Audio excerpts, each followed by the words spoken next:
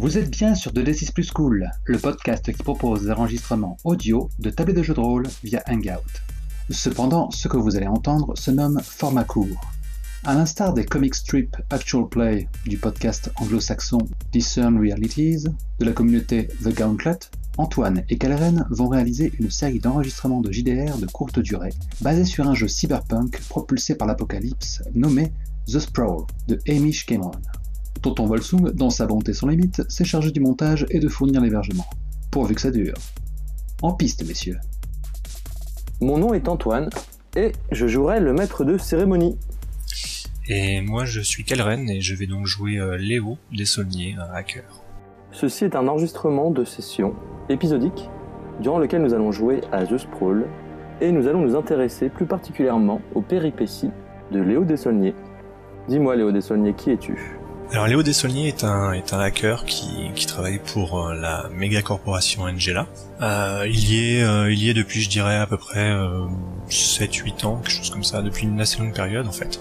Il a atteint un niveau hiérarchique assez relativement élevé. Alors c'est effectivement une sorte de prestataire, donc il est plus ou moins externe, mais il travaille pour le directeur technique de la méga corporation qui s'appelle Steve Zuckergate.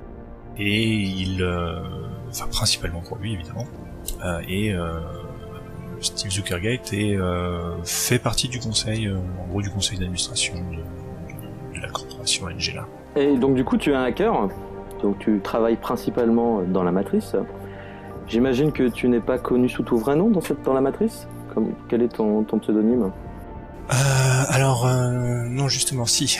Je pense en tant que hacker corporatiste, il a pas un pseudo dans le thème, puisque en gros c'est une sorte d'employé, donc non, là son nom est pas connu. Par contre il a un secret. Effectivement, il a une identité alternative, oui, puisqu'il essaye d'abattre cette méga corporation de l'intérieur en fait. Et effectivement là par contre il est connu sous le pseudonyme de Monte Cristo. Et dis-moi Monte Cristo, pourquoi est-ce que au fond si tu travailles pour cette corporation Angela, pourquoi est-ce que au fond ton but c'est de la détruire ?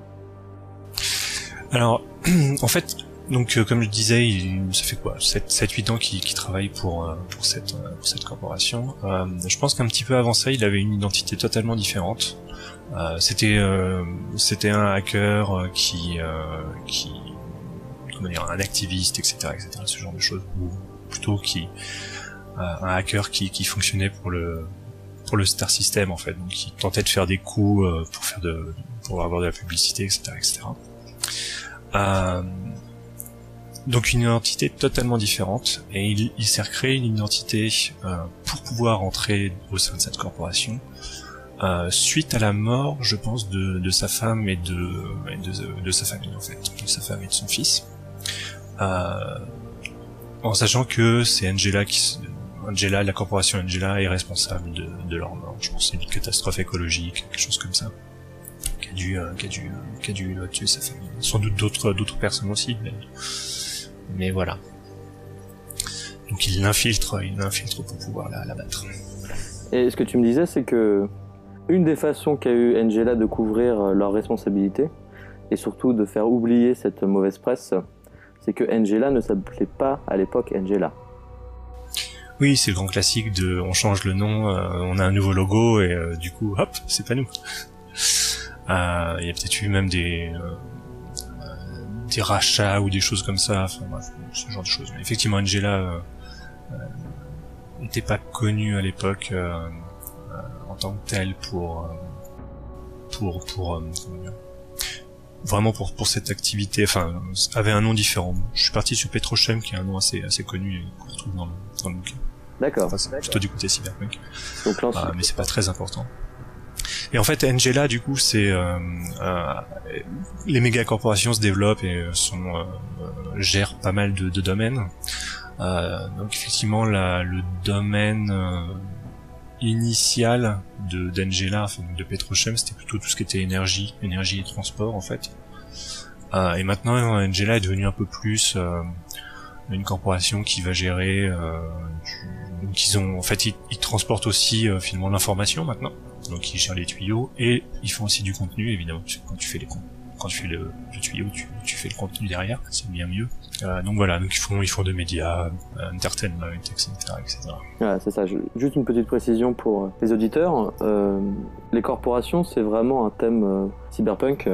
Dans ce jeu, les corporations sont considérées comme des entités gigantesques, monolithiques. Et si elles ont tout un domaine dans lequel elles sont pionniers, ou en tout cas fer de lance, en l'occurrence pour Angela, on avait dit que c'était l'énergie. Elles sont aussi présentes par des filières, en fait, par des sous-sociétés, des sociétés un peu plus petites qu'elles, mais qui au fond finalement leur appartiennent, des filiales, sont présentes sur tous les secteurs d'activité. Voilà, ne soyez pas surpris si parfois on parle d'Angela et qu'on ne parle pas forcément d'énergie, de médias, ce genre de choses. Angela est présente partout, dans tous les secteurs d'activité, mais sous d'autres noms.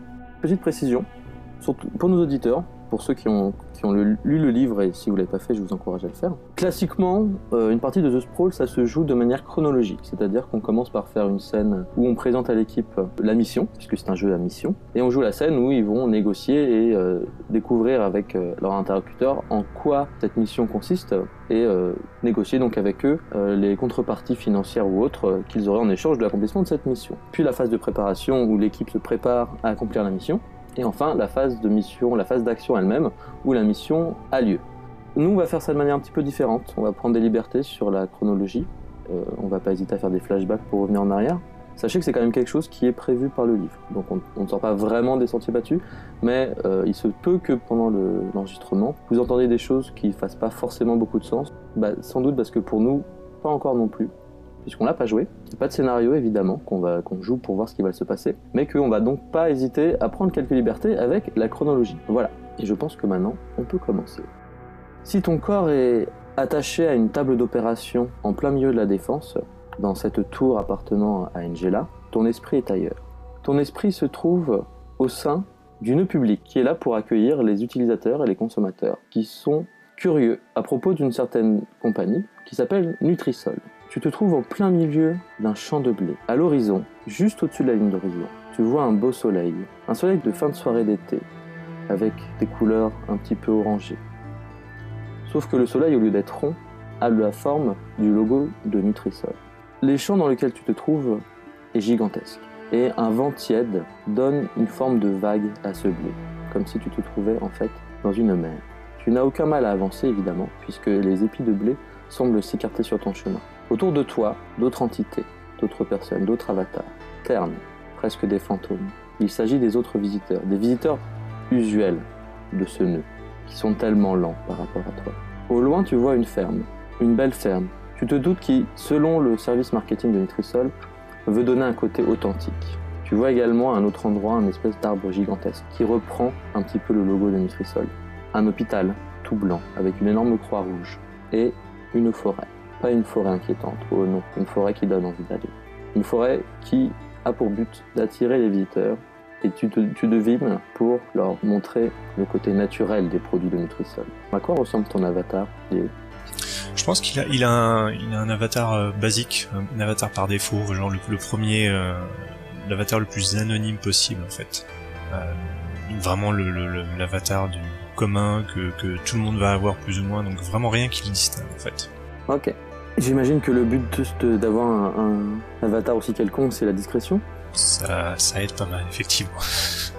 C'est une précaution qui s'ajoute au fait que tu dois apparaître tellement rapide, presque invisible aux autres utilisateurs. En tout cas, ceux qui, contrairement à toi, ne sont pas plongés dans la réalité virtuelle avec l'appareillage dont tu disposes.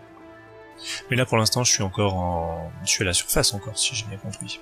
Je suis pas encore, j'ai pas vraiment plongé en profondeur. En fait, je pense que ce qui se passe, c'est que tu dois avoir le temps qui commence à ralentir en fait autour de toi, alors que effectivement, tu commences à plonger de plus en plus dans la matrice. Je vais te présenter les directives de la mission, qui sont celles-ci. Quand tu acceptes le job, marque XP. Quand tu trouves la banque de données, marque XP. Quand tu récupères le dossier avec le nom de code Vigne Rouge, marque un XP. Et enfin, quand tu finis la mission, non pas que tu la réussisses forcément, quand la mission est finie. Donc soit tu l'as réussi, soit elle est irrémédiablement ratée. Marque XP. Et on est d'accord que, alors pour ceux qui connaissent pas The Sprawl, en gros ça fonctionne avec une phase de terrain, donc d'investigation, et une phase d'action, une phase de mission, pour en parler. Si j'ai bien compris, quand tu trouves la banque de données, ce serait plutôt la phase de terrain justement, ou ce serait déjà dans la phase de mission? C'est à toi de voir, c'est-à-dire que tu pourras m'expliquer pendant la partie que avant même d'être arrivé, parce que là je considère qu'on est directement dans la phase d'action, que tu as fait ta plongée pour justement aller récupérer ce dossier. Et quand tu m'expliqueras comment tu as réussi à trouver et à repérer la bonne banque de données, je considérerais que tu gagneras en expérience et que tu marqueras un point d'XP.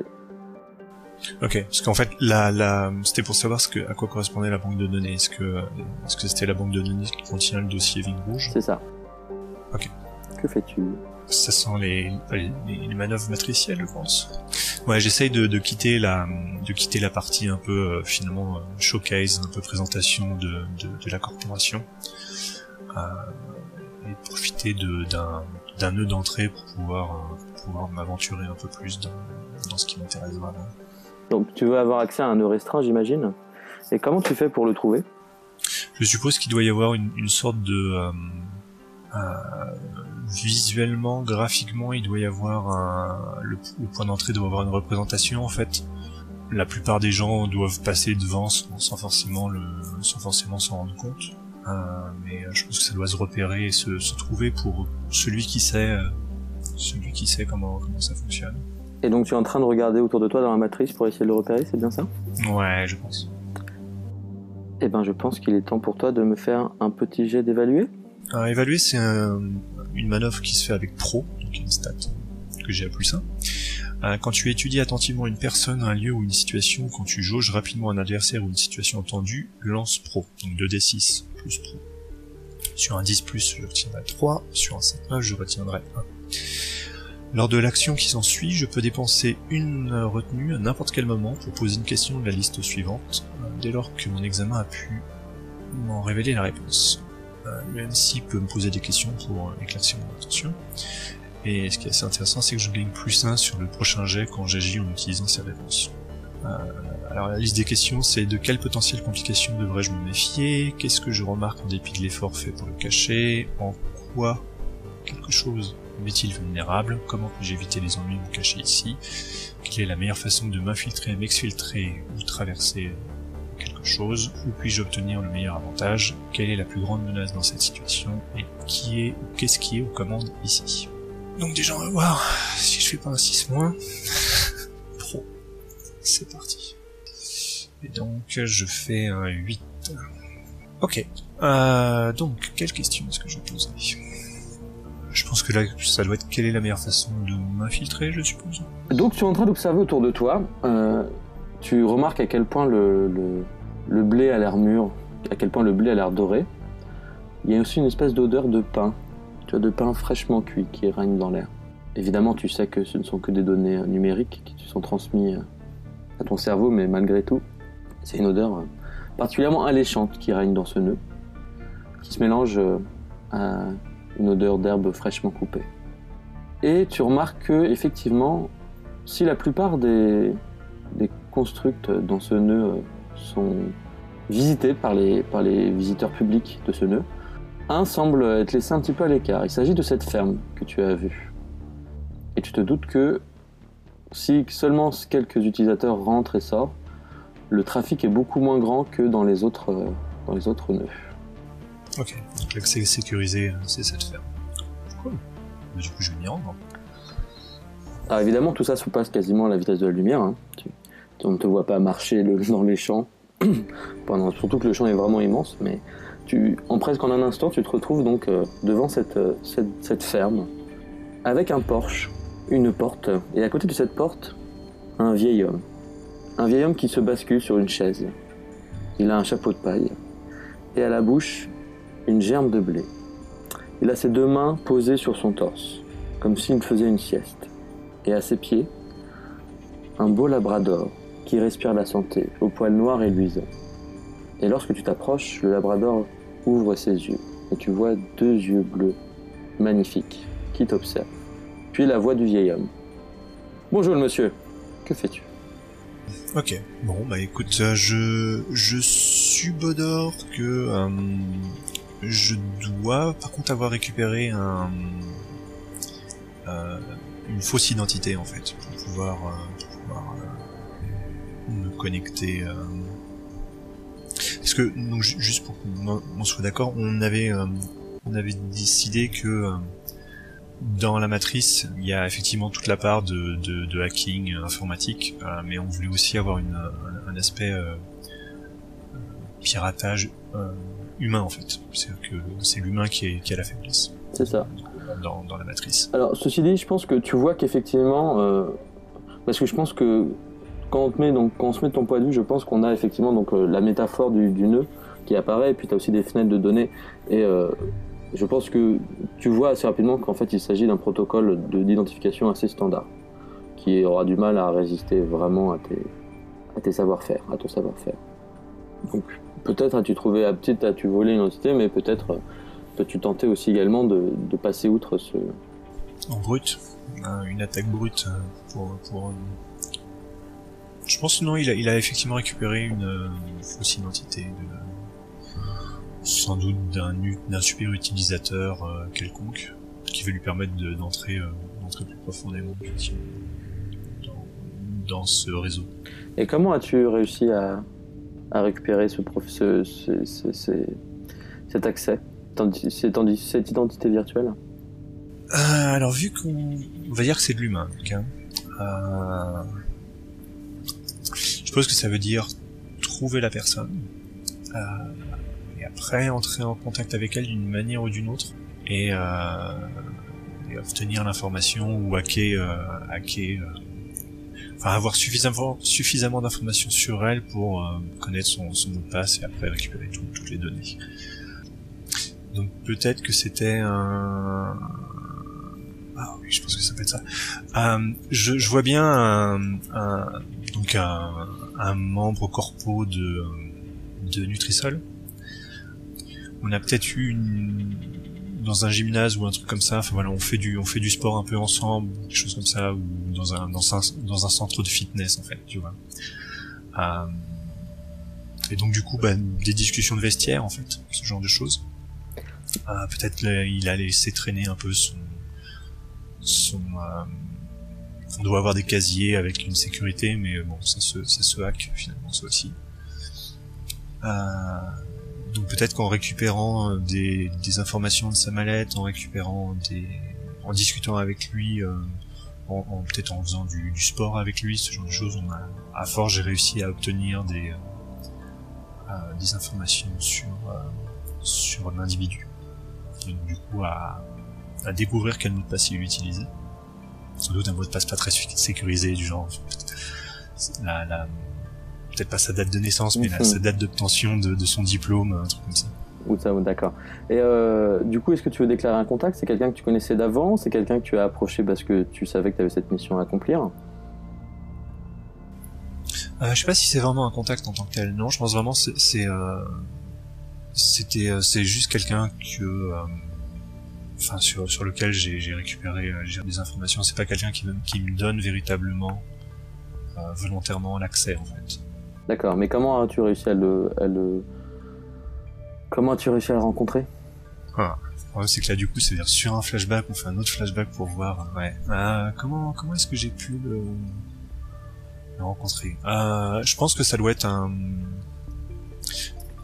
j'ai dû avoir une liste du personnel, je dirais. Ouais, j'ai dû avoir une liste du personnel et du coup j'ai dû restreindre sur les super utilisateurs qui semblaient être des bonnes pistes pour des maillons faibles. Et donc du coup ça aurait été, je pense, à la base, donc obtenir une liste restreinte du personnel, ce serait une attaque sur une base de données de Nutrisol. Ou peut-être que quelqu'un te l'a fourni? Si t'as une idée de qui pourrait m'avoir fourni, pourquoi pas. Est-ce que tu veux qu'on joue la scène de... Peut-être que ça fait partie des infos qu'on t'a données lorsque Steve t'a présenté le job? Peut-être. C'est possible. Eh ben on va faire cette scène-là. Ça t'intéresserait de faire ça? Ouais, je pense qu'il est temps de voir un peu les circonstances initiales. de cette mission. Très bien. Comment donc je pense que comment il ressemble à quoi ton bureau? Je pense que c'est des bureaux relativement grands. Alors donc on avait décrit la société Angela comme une sorte de Google, donc ça doit être extrêmement design, extrêmement épuré, en même temps on se sent vraiment bien, tu vois. C'est pas du tout du truc froid. Il va sans doute y avoir des posters ou des trucs comme ça, peut-être des peluches qui traînent dans des coins, sans doute des consoles de jeux, un billard, enfin bref, ce genre de choses. Et donc le bureau de Léo, je pense que ça va être quelque chose d'assez de très cosy, tu vois, genre de la moquette épaisse, des fauteuils super confortables, et puis effectivement au mur des posters publicitaires pour les différents produits Angela, ce genre de choses. Et à part ça, je pense que tu dois avoir un coin où tu peux faire tu peux aller sur la matrice avec une légère assistance médicale, légère, mais voilà, pour faire des trucs relativement simples. Et puis donc je pense que tu dois avoir quand même une jolie vue panoramique.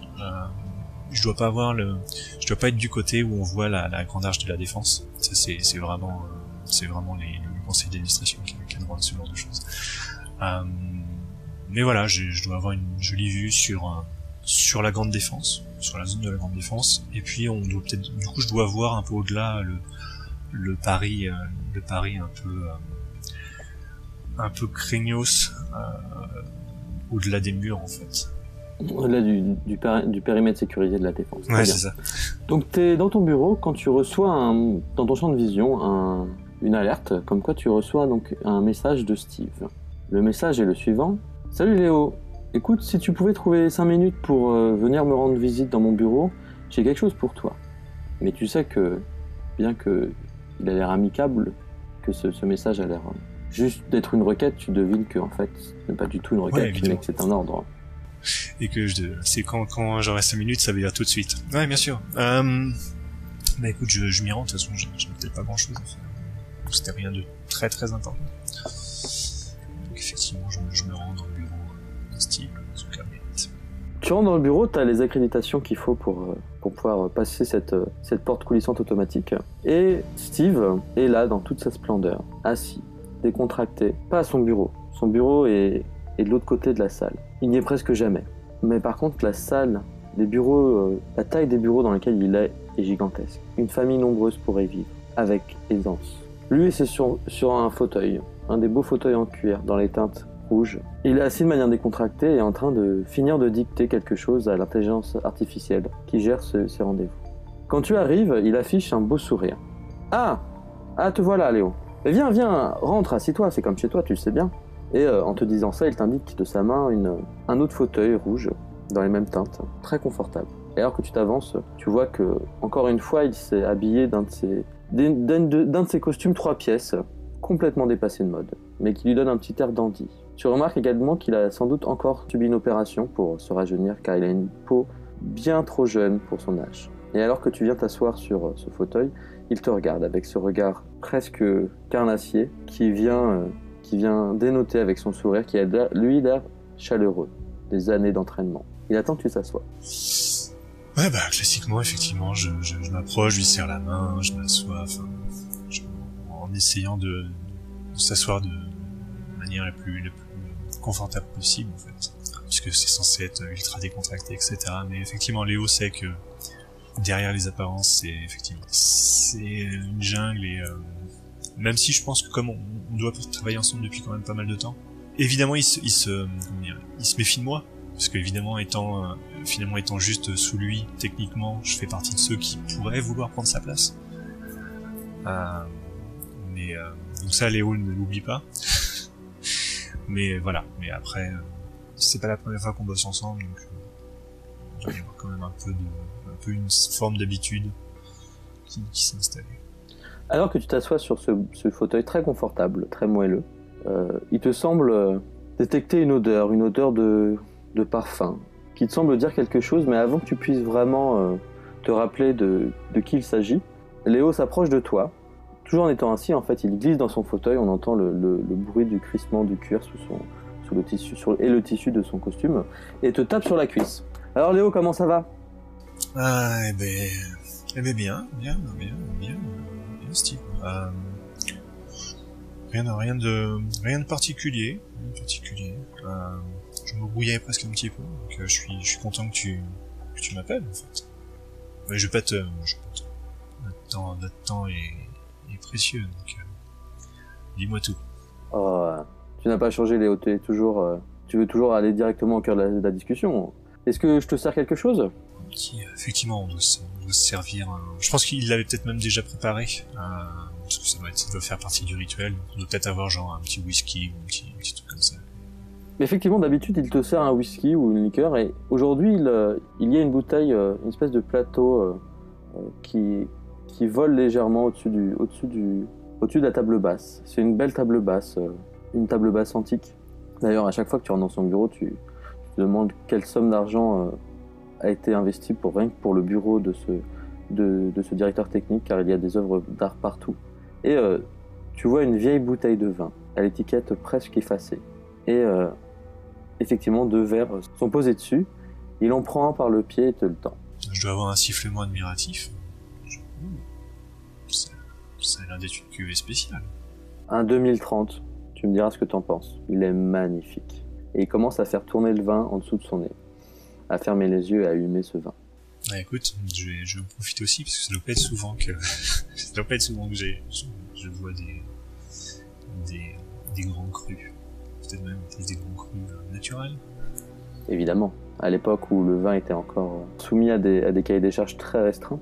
Mais tu sais que Steve est un grand amateur, que globalement Steve aime bien vivre, et qu'une de ses passions, c'est les vins de qualité. Vous prenez le temps de siroter votre vin, de discuter de tout et de rien. Il te pose plein de questions, très superficielles, et tu te doutes qu'au fond, il se fiche des réponses. Bon, écoute-moi, Léo. J'ai un travail pour toi, et bon, je ne vais pas encore te refaire tout le numéro de la discrétion. Tu sais que, encore aujourd'hui, j'ai dû me battre pour justifier ton existence dans cette famille qui est Angela. Ouais, je t'en suis évidemment reconnaissant. Oh, tu sais, tu n'as pas besoin de me être reconnaissant. Si tu n'étais pas l'homme efficace que je sais que tu es, ça fait longtemps que tu ne travaillerais plus pour moi. Est-ce que tu peux me faire un petit jet de obtenir le taf? Obtenir le taf, donc c'est aussi un jet sous pro. Quand tu négocies les termes d'un travail, donc je lance 2d6 plus pro. Sur un 10+, je vais choisir 3 options dans la liste ci-dessous, et sur un 7-9, je ne choisis qu'une. Donc les options, c'est l'employeur fournit un renseignement utile, j'obtiens une info. L'employeur fournit du matériel utile, donc là j'obtiens du matos. Le travail paye bien, la rencontre n'attire pas l'attention, l'employeur est identifiable. Ouh, un 10+. Magnifique. Ah, donc tu peux choisir 3. Ouais, magnifique. C'était le jet à réussir. Je pense que effectivement, je vais prendre l'employeur fournir un renseignement utile, le travail paye bien, et j'aurais tendance à dire que je suis obligé de prendre l'employeur est identifiable en fait. Alors, moi je pense pas, parce que en gros pour moi l'employeur est identifiable, ça veut dire que tu sais pourquoi il va te demander ça. Tu vas découvrir pourquoi il te demande ça en fait. Ok. Alors dans ce cas, je vais prendre l'employeur fournit un renseignement utile, le travail paye bien et la rencontre n'attire pas l'attention. Ok. Il te dit, écoute, Léo, j'ai la mission juste ce qu'il te faut. En plus, pour célébrer les 7 ans du fait que l'on travaille ensemble, j'ai réussi à m'arranger pour que tu aies un petit bonus pour cette mission. Tu connais Nutrisol? Ça te dit quelque chose? Nutrisol. Je pense pas que Léo soit particulièrement... visiblement Steve a l'air de faire le tour des antiquaires, d'aimer les vieilles choses, etc. Je pense pas que Léo soit tellement là-dedans. Donc à part avoir une conversation superficielle sur ces sujets-là, il s'y connaît pas plus. Donc du coup Nutrisol, je suppose qu'il en a entendu parler vaguement, mais il n'a pas plus que ça. D'accord. Ce que tu aurais entendu vaguement, c'est que c'est une nouvelle société qui a quelques années, qui commence à faire son petit bout de chemin sur la scène des entreprises européennes même, et que c'est une entreprise spécialisée dans les biens de consommation.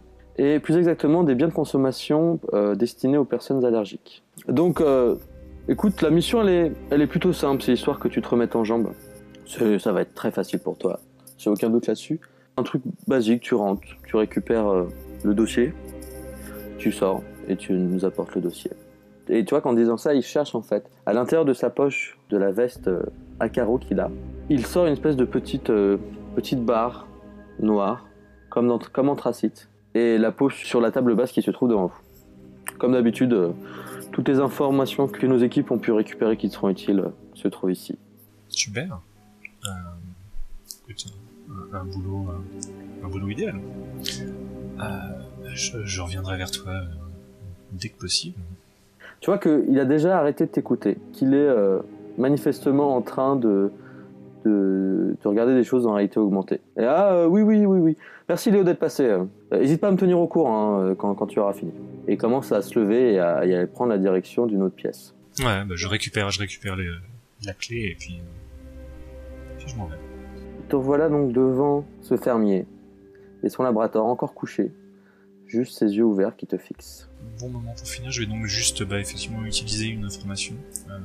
Le move s'appelle révéler une info. Donc quand tu révèles une information concernant les préparatifs, les dispositions ou l'environnement de l'opposition, décris comment tu as découvert ce renseignement et dépense info. Tu dois dépenser info pour révéler une info, gagne +1 sur ton chargé qui exploite l'opportunité de faire place au renseignement. Donc effectivement, je pense que dans la clé qui avait été fournie, il y avait effectivement une liste, disons des cibles potentielles pour attaquer la sécurité de nos sexes. Dont le type qui a donc été ma cible. Et donc tu as hacké son deck et récupéré ses accréditations.